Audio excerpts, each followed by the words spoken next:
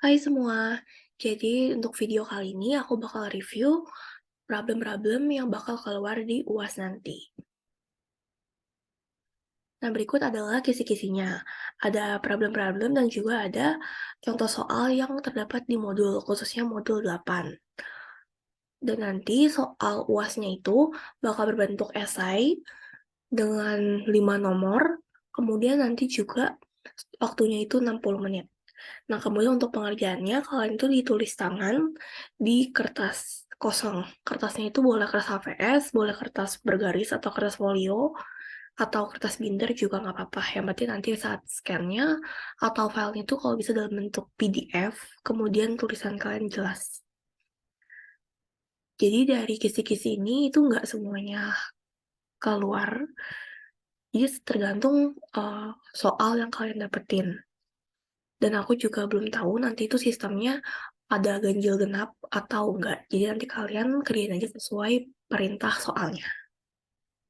Untuk modul 7 itu nanti yang keluar itu ada problem 7.1 sampai 7.3. Jadi problem 7.1 dan 2 itu bahas tentang Poisson distributive. Dan problem 7.3 itu dia ngebahas tentang hypergeometric distribution.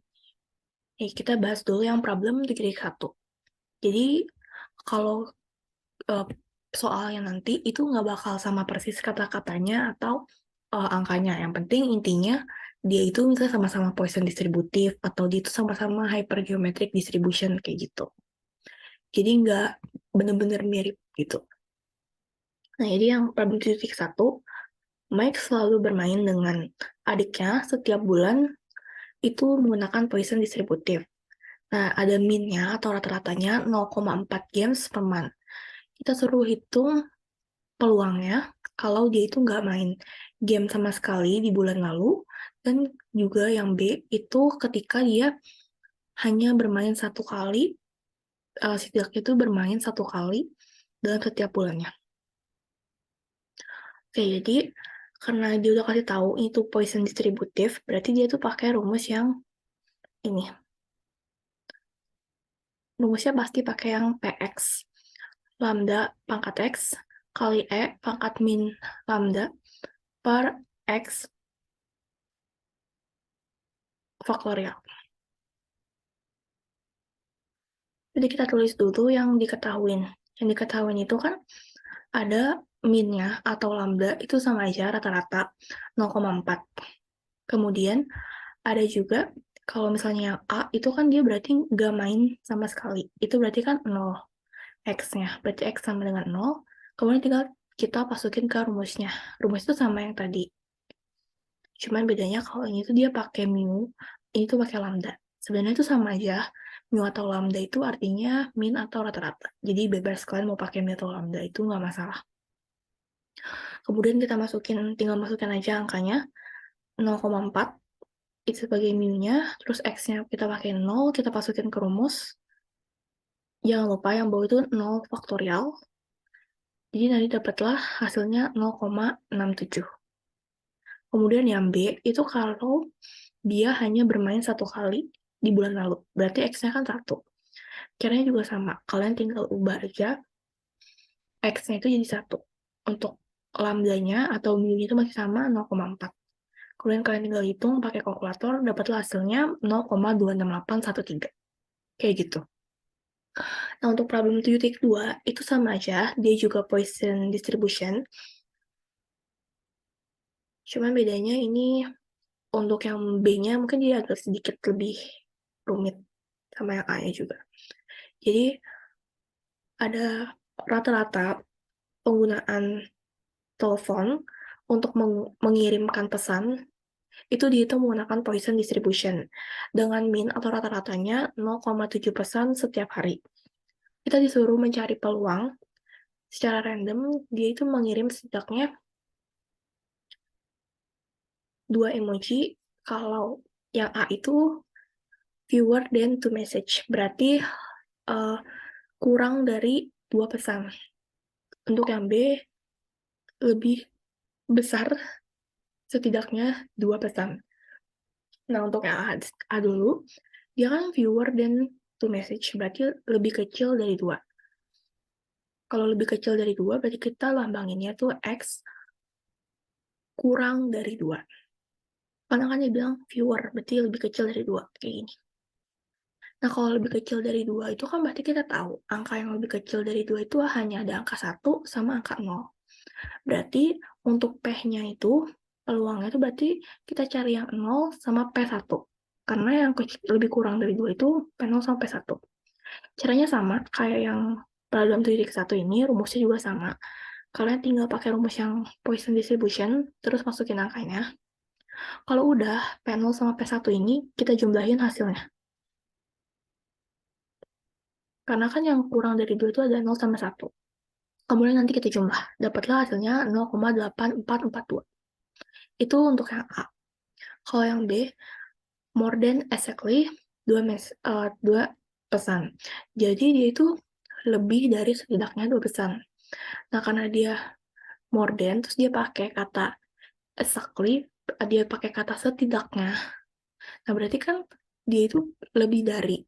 Cuman pakai lebih dari sama dengan, karena kan setidaknya. Berarti angka 2-nya itu juga termasuk. Nah, cara nyarinya itu gimana?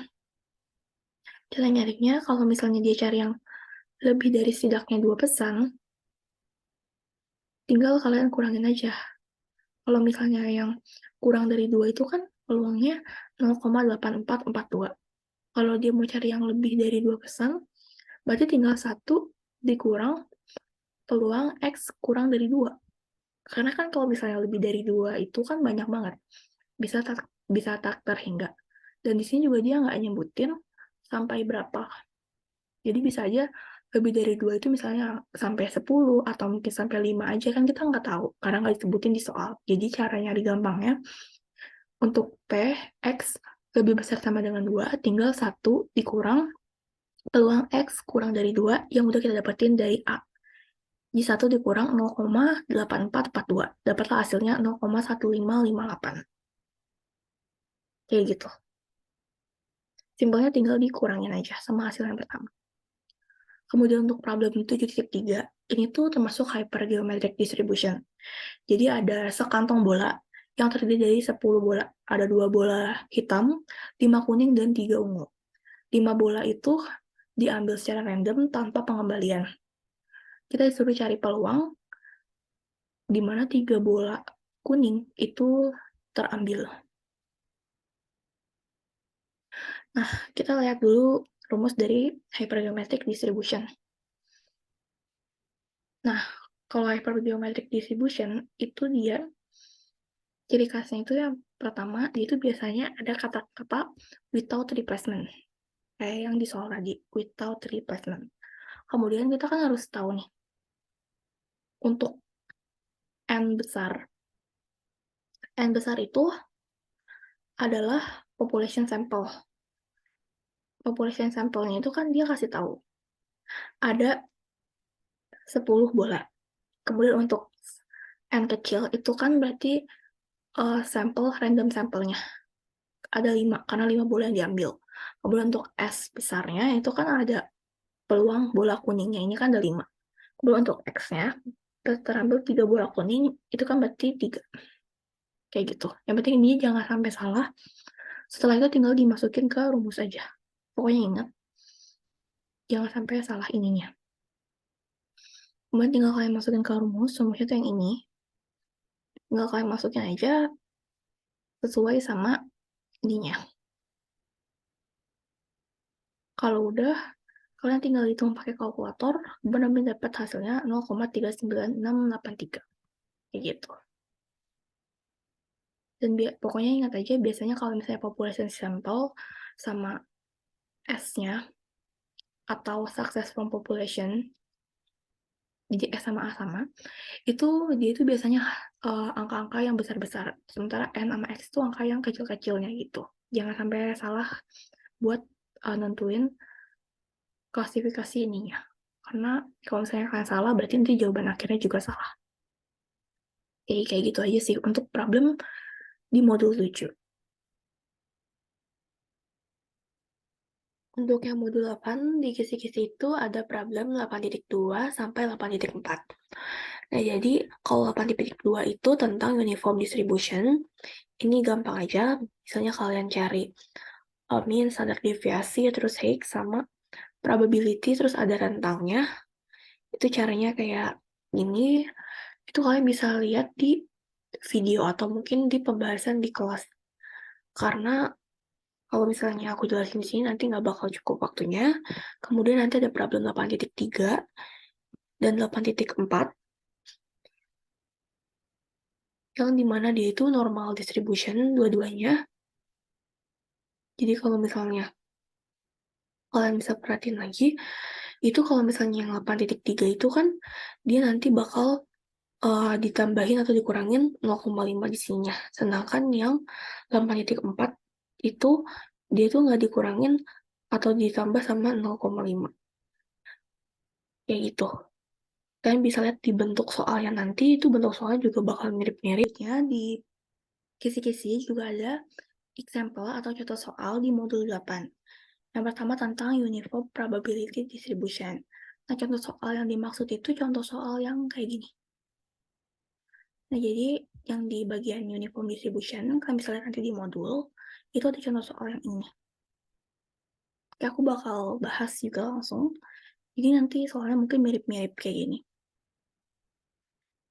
Nah, pokoknya intinya kalau misalnya di sini, kalian lihat aja, itu nanti dia kan bakal kasih tahu ada kayak cost-nya. Terus dia tadi bakal kasih tahu juga kalau misalnya dia itu uniform distribution. Kayak gini, pasti bakal dia kasih tahu di soal. Lalu, dia tuh bakal kasih range, itu kayak gini, misalnya dari 200 sampai 1182. Lalu kita disuruh cari juga nanti untuk yang C, berapa peluangnya kalau misalnya uh, biaya tahunannya itu di antara 410 sampai 825. Oke, yang pertama, kita kan disuruh cari standar deviasi dari uniform distribution-nya. Nah, standar deviasi sendiri, rumusnya itu kan kayak gini. Standar deviasi sama dengan B min A per akar 12. Pokoknya ingat, rumusnya itu tetap sama. Rumus yang uniform distribution. B min A. B min A itu kan berarti range-nya. Dimana range paling besarnya itu 1182. Dan A itu range yang kecilnya, 200. Dibagi per akar 12. Nah, akar 12 ini emang rumus ya. Jadi bukan angka dari mana. Emang rumusnya akar 12. Kemudian nanti tinggal kalian hitung aja pakai kalkulator. Dapatlah hasilnya nanti 2835. Kemudian untuk yang kedua itu kalian tanya juga, what is the height of the distribution? Berapakah tinggi dari distribusi tersebut? Nah, jadi rumusnya itu yang mana? Rumusnya itu yang ini. PX sama dengan 1 per B min A. PX sama dengan 1 per B min A. Jadi 1 per B min A itu masih sama. Range yang besar dikurangi range yang kecil. 1182 dikurang 200. Dapatlah nanti hasilnya 0,001. Berarti untuk yang pertanyaan ke-1 sama kedua udah kejawab. Lalu untuk pertanyaan yang ketiga, berapakah peluang jika pengeluaran tahunan atau biaya tahunan untuk automobile insurance di US itu di antara 410 sampai 825 dolar. Caranya itu berarti tinggal kita hitung aja. Dimana kan berarti X1-nya itu kan 410. Sementara 825 range yang gede jadi X2-nya. Kita pakai rumus yang ini. Area sama dengan height dikali sama base. Rumus yang ini, area. Nah, height-nya itu kan 0,001. Karena kan kita udah dapat height-nya. Kita pakai yang ini kok. Nah, untuk base-nya itu B min A. B min A itu Berarti tinggal 825 dikurang 410, dapatlah 0,415. Kayak gitu. Pokoknya ini tetap 0,01, sama tinggal 825 dikurang 410, dapatlah hasilnya segini. Pakai rumus yang area. Kayak gitu aja sih. Nah, selanjutnya di kisi-kisi itu kan ada yang modul 8 itu ada example in modul 8 yang bagian distribution between two values. Nah, itu yang mana? Jadi itu tuh yang ini ya. Jadi kalian bisa lihat nih, ini kan yang bagian modul 8. Yang bagian modul 8 itu nanti kalian ke bagian yang empirical rules, kemudian nanti ada contoh soal yang ini. Yang ada 68%, 95, dan all of the area. Kemudian nanti soalnya tuh mirip-mirip kayak gini, cuman beda di angkanya aja. Jadi nanti bakal dikasih tahu dia itu misalnya normal probability distribution. Ada minnya sama ada standar deviasinya. Nah, kita disuruh tentuin yang A tuh kalau 68%, yang B kalau 95%, kalau yang C itu kalau all of the observation-nya. Nah, jadi kalau misalnya yang 68% ini kan caranya misalnya between 490 dan 510. Itu karena di standar deviasinya 10. Jadi 500 plus minus 1 kali 10 kali standar deviasi. Jadi 500-nya ini minnya, kalian plus minus 1 dikali standar deviasinya. Dan yang ini itu pokoknya angka yang 500 minus 10, yang ini 500 plus 10. Sama aja kayak 95% sama yang all of the observation. Bedanya kalau misalnya yang ini tuh pakai angkanya 1, ini 2, sama ini 3. Kayak gitu aja sih. Ini simple. Selanjutnya untuk yang modul 9 itu ada di problem 9.1 sama 9.3. Yang 9.1 itu kayak gini soalnya, kurang lebih mirip-mirip. Yang pertama tuh bisa dicari different sample size kalau misalnya berapa yang possible. Misalnya ada 2, ada 3, dan seterusnya. Nah, itu kita masukin ke rumus yang ini, terus masukin sesuai jumlah. Kalau misalnya kan ada 4, berarti masukin N besarnya 4. Kalau misalnya N kecilnya itu kan berarti sample size-nya. Itu kan 2. Kayak gini, terus kalian pakai win faktorial, kalian hitung. Lalu untuk yang B itu kan kayak sample size of 2 itu berarti kalian pasang-pasangin. Yang penting semuanya berpasangan sama yang belum pernah. Dan juga nggak boleh double pasangannya. Kayak gitu. Terus nanti kalian bisa ngitung sample min-nya. Kemudian yang C, itu ke sampling distribution-nya. Untuk yang D itu kalian hitung population mean sama min-nya. Untuk yang E, tinggal kalian compare atau bandingin range-nya dari sample mean sama population mean gitu. Untuk penjelasan lebih lanjut juga bisa kalian lihat di pembahasan yang udah pernah diajarin di kelas. Untuk yang 9.3 itu dia hampir mirip sama yang problem modul 8. Dia itu kayak nentuin kayak standar error-nya, terus juga probability-nya, kalau misalnya dia less than atau greater than, dan seterusnya. Cuman bedanya kalau di rumusnya ini, kalau yang di 9.3 itu rumusnya ingat, dia itu dibagi standar deviasi per akar N. Untuk sisanya semuanya itu sama.